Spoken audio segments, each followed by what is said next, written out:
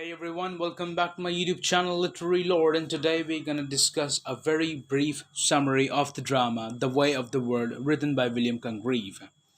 This is gonna be a very brief summary so that you just get the glimpse of the whole play, after which you shall, in the upcoming videos, you shall get the act-wise summary also, which would be the detailed one, so the things get clear for you, hopefully. So here we begin. Mirabel is the hero of the play and Miss Millamant is the heroine of the drama. Both were the lovers of each other, but the problem was that Mirabel was earlier a womanizer, and being a womanizer, he had many affairs, among which one affair he had with the aunt of Miss Millamant, who was Lady Wishford. Lady Wishford badly disliked Mirabel, for he was a womanizer and a guy with lot many fake affairs. The other problem was that Miss Millamant could not marry anyone without the consent of her aunt, otherwise she would lose the inheritance of the £6,000 which was reserved for her from the wealth of her aunt as per the law.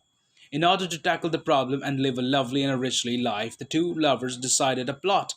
The plan was that would ask his servant Waitwell, who was also a married man, to disguise himself as Mirabel's uncle and woo Lady Wishford to marry him, and also tell her that he didn't had good relations with his nephew Mirabel, which would only boost his image in front of Lady Wishford.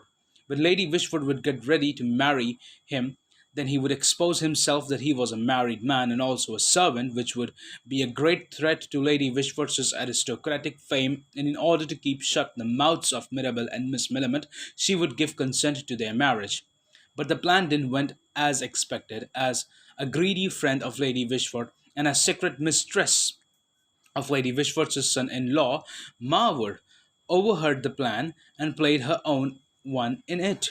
She exposed the servant of Mirabel in between the act and got him arrested, and knowing the past truth of Lady Wishford's daughter's past affair with Mirabel, she told Final, Lady Wishford's son-in-law, in everything about the affair.